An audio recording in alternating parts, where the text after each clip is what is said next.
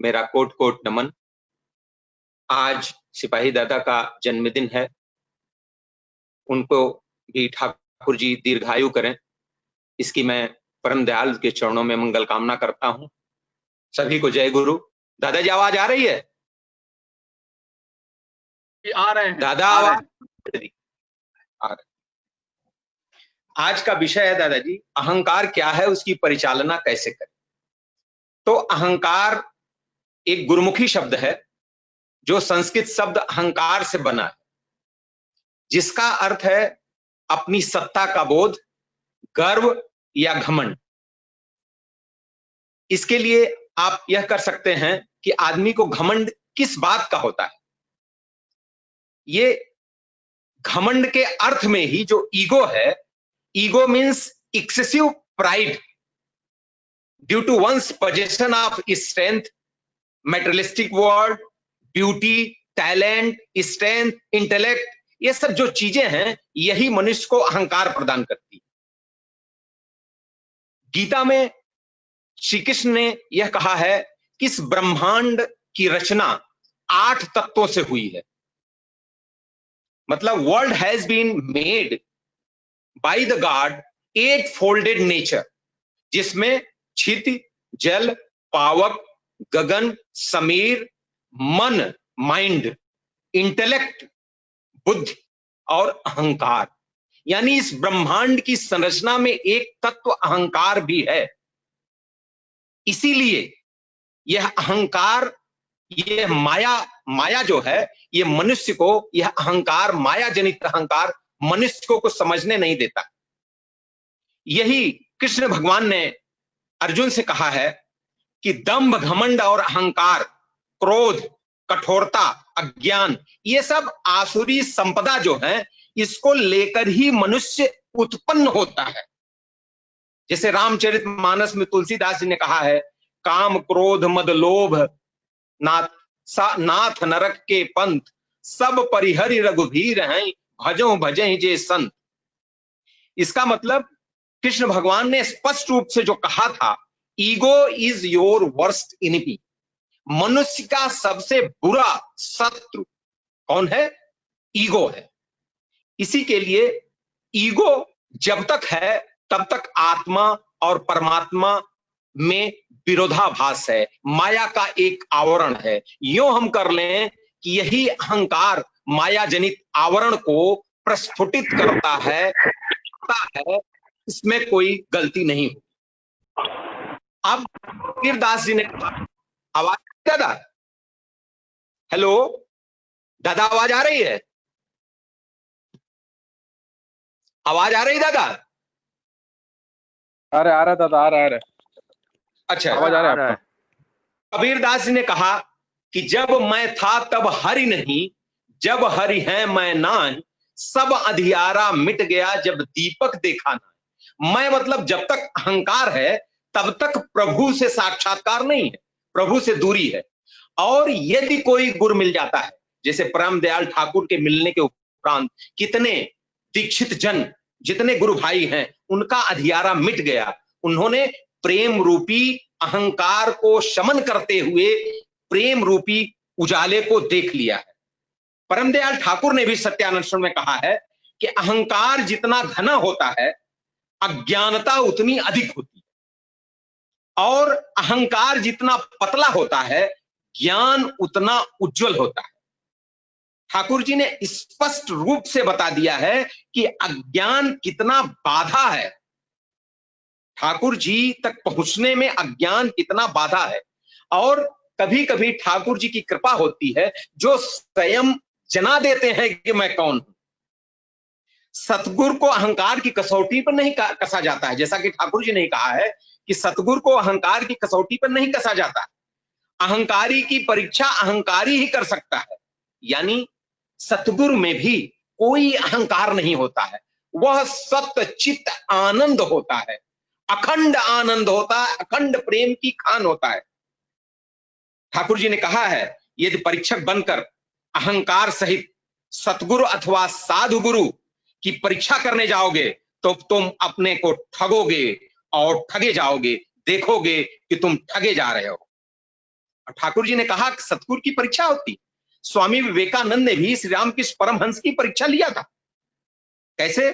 ठाकुर जी ने कहा है, सतगुरु की परीक्षा के लिए प्रेम का हृदय लेकर निरहंकार, अहंकार को त्याग कर निरहंकार होकर जाने से उनकी दया से भी कोई संतुष्ट हो सकता है। रामचरितमानस में भी देखिए, श्री रामचंद्र जी जब उनको लंका जाने के लिए सिंधु पर पुल बनाना होता है, तब वह क्या करते हैं?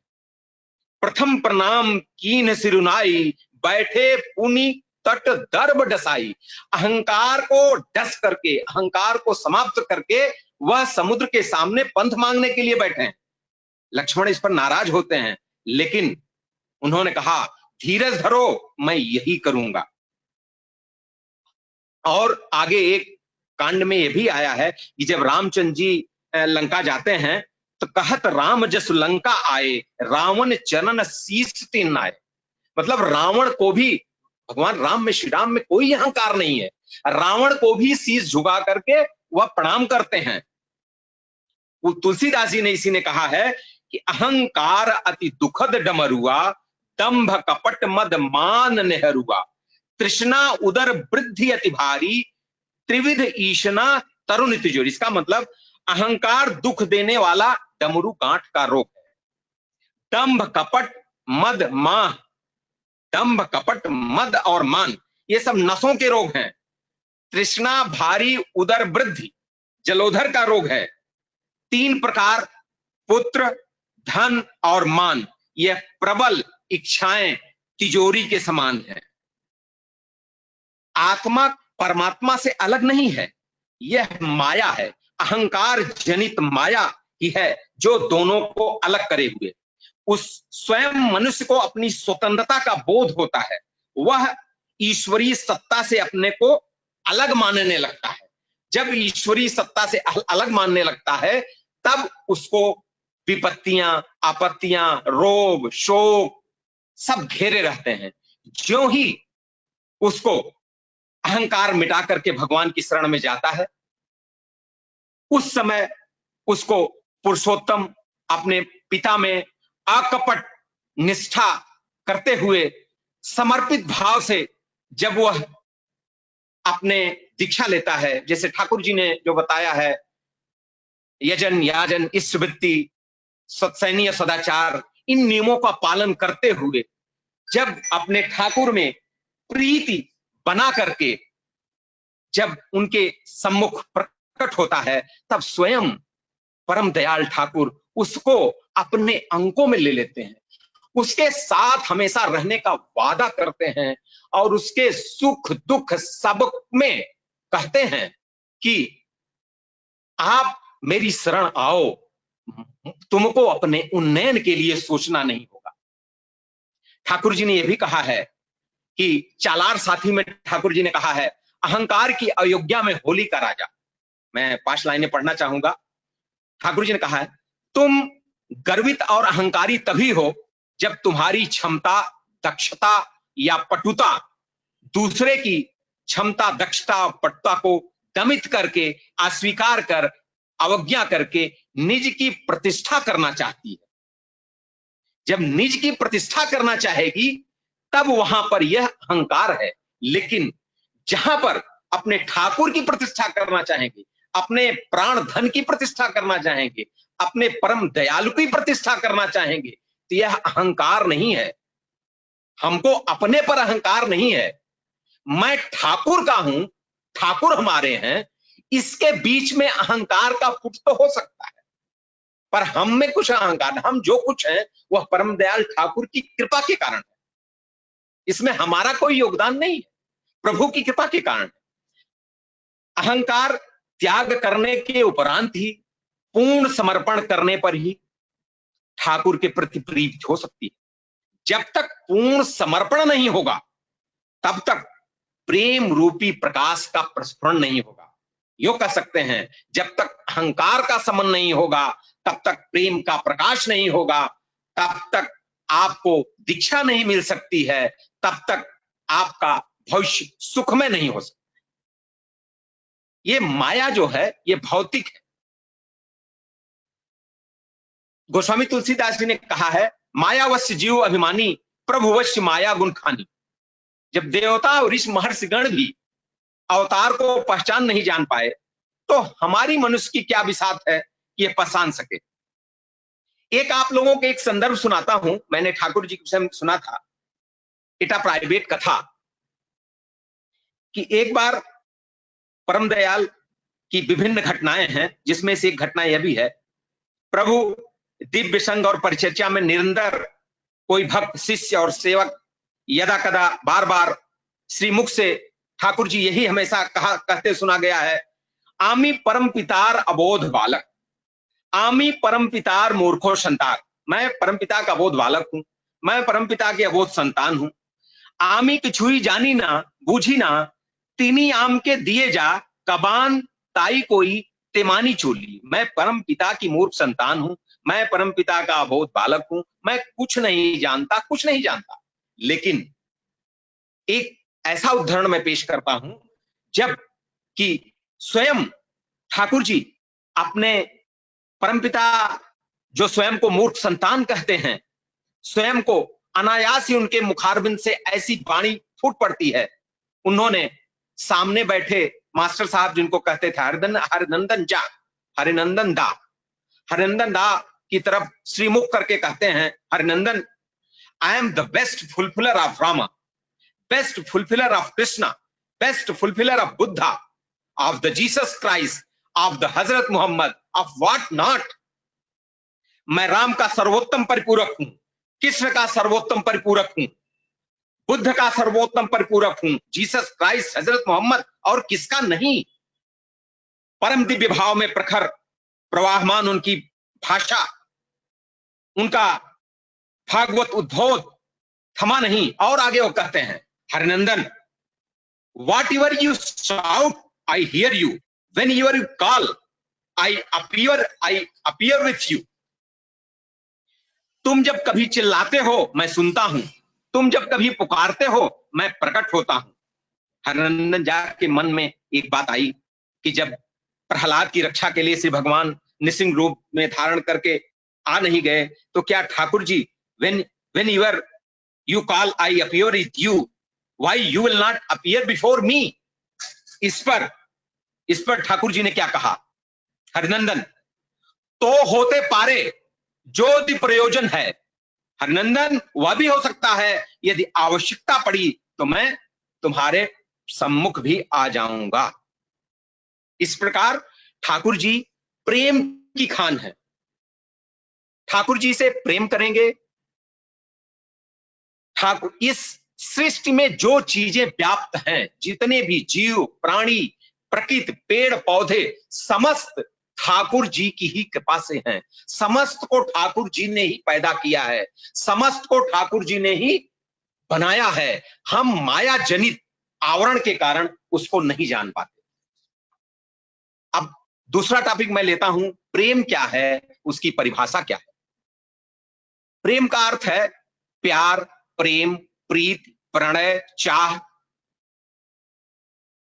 और जहां प्रेम है, जहां निष्ठा है, पवित्रता है, वहीं भगवान है। ठाकुर जी प्रेम की खान है, परम प्रेम है। यह भी कह सकते हैं हम एक प्रकार से कि प्रेम ही ईश्वर है। भौतिक वस्तुओं से प्रेम का होना आसक्ति है, न कि प्रेम। प्रेम तो शुद्ध एवं शाश्वत है, जो हृदय में प्रभु को प्राप्त करने की इच्छा से प्रकट होता है। ठाकुर जी के बताए गए रास्ते, यजन, याजन, ईश्वरवृत्ति, सत्सैनी एवं सदाचार से ही वास्तविक प्रेम संभव है, जो ईश्वरीय सत्ता से संबंधित है। जब साधक साध्य एवं परिपार्श्विक में एकाकारता सम्मिलन हो जाए, वही स्थिति धरती पर स्वर्ग ला देती है, जैसा कि ठाकुर जी ने कहा। प्रेम में पूर्ण समर्पण होता है, वह भी पूर्ण समर्पण किसके प्रति? अपने इष्ट के प्रति, अपनी इष्ट की प्रतिष्ठा के लिए, अपने इष्ट के अहंकार की तृप्ति के लिए, अपने इष्ट के प्रयोजन को पूरा करने के लिए। हमारे इष्ट का प्रयोजन है कि यह धरती स्वर्ग बने। हर व्यक्ति, हर प्राणी में वह ईश्वर का अंश विद्यमान है। शाश्वती में ठाकुर जी कहते हैं, प्रेमी का संग करो, सत्संग करो, वे स्वयं प्रकट होंगे। ठाकुर जी ने स्वयं अपना पाने का रास्ता भी बताया है। प्रेमी का संग करो, सत्संग करो, स्वयं प्रकट होंगे। केवल प्रेम के प्रक्षालन से ही उनकी दीप्ति से जगत उद्भासित होता है। ठाकुर जी ने सत्संगी में ही कहा है, सत्यानुस्मरण में कहा है, विस्तार ही जीवन है, विस्तार ही प्रेम है। जो साधना करने से हृदय में प्रेम आता है वही करो, जिससे क्रूरता, कट्टरता, हिंसा आती है, लाभदायक हो तो भी उसके नजदीक मत जाओ। ठाकुर जी ने एक जगह और कहा है, दुर्बल हृदय में प्रेम शक्ति का स्थान नहीं है। जिसका हृदय सशक्त है, जिसके हृदय में विकार नहीं है, काम, क्रोध, मद, लोभ, मान, मत्सर, इनका शमन करना पड़ेगा। इनका शमन करने के उपरांत ही आपको आध्यात्मिक क्षेत्र में प्रवेश करने का अधिकार है। अतः प्रेम का प्रस्फुरण ही वह बीज है जो आत्मा को परमात्मा की ओर ले जाती है। सांसारिक वस्तुओं से प्रेम आसक्ति को हटाकर परम प्रेममय से प्रेम कराती है। ठाकुर जी की कुछ वाणी प्रेम के संबंध में, प्रेम में कर्म प्रवणता के संबंध में चालार साथी में दी हुई है, जिसमें ठाकुर जी ने कहा है, प्रेम से दृढ़ता, आमोदशीलता एवं कर्म प्रवणता का अभ्युदय होता है, और उसके उल्टे अप्रेम से क्या होता है, अवसन्नता, अकर्मण्यता, दुख एवं अशांति आती है। एकमात्र प्रेम ही आविष्कार कर सकता है उनके प्रिय किस प्रकार जीवन यश, प्रीति और वृद्धि में उन्नत होकर उनके परिपार्श्विक में उच्छल हो सकते हैं। इसीलिए प्रेम या प्रणय मनुष्य में सहज ज्ञान का समावेश करके दक्षता या निपुणता सहित उन्हें वास्तव में प्रतिष्ठित करता है। प्रेम ही ऐसा बीज है, प्रेम का प्रस्फुरण ही ऐसा बीज है जो हमें ठाकुर के प्रति निष्ठावान बनाता है, ईमानदार बनाता है और उनका सेवक बनाता है। इन्हीं शब्दों के साथ मैं एक छोटी सी कहानी बताऊंगा। एक मां होती है, उसके लड़के को कैंसर हो गया होता है, 9 साल का लड़का होता है, उसका हाथ काट दिया जाता है। डॉक्टरों ने कहा है बचेगा नहीं। वह मां सभी मंदिरों में, सभी बाबाओं के यहां भटकी। इसके बाद उनको कोई एक बाबा मिले जिन्होंने कहा, मां अब इस जगत में इसका कोई इलाज नहीं है, ये आध्यात्मिक जगत में इसका इलाज है, तू नाम जप कर। डॉक्टर ने कहा कि वो लड़का मर गया है, फिर भी महिला बैठ करके नाम जप कर रही है। 1 घंटे बाद उसमें हलचल हुई 9 साल के बच्चे में। डॉक्टर परेशान आके देखते हैं, लड़का स्वयं कह रहा है, मां इसके बाद इलाज हुआ। यानी ठाकुर जी के नाम में वह शक्ति है जो मुर्दा को भी जिंदा कर सकती है।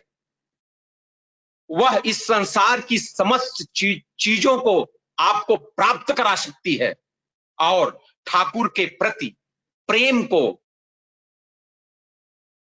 अखंड और आनंद स्वरूप बनाते हुए निश्चल और अविचल बना सकती है। इन्हीं शब्दों के साथ मैं ठाकुर जी के चरणों में, त्वमादिदेव पुरुषः पुराणः त्वमस्य विश्वस्य परम निधानम वेत्तासि वेद्यम च परम च धामम त्वया ततम विश्वमनंत रूपम। हे ठाकुर जी, आप आदिदेव हैं, आप सनातन पुरुष हैं, आप ही इस जगत के आश्रय एवं ज्ञाता हैं, वेद और परम धाम आप ही हैं। हे अनंत रूप, आपसे ही जगत पद पूर्ण है। हे अनंत रूप, आपसे जगत पद पूर्ण है। वंदे पुरुषोत्तम, वंदे पुरुषोत्तम। जय गुरु।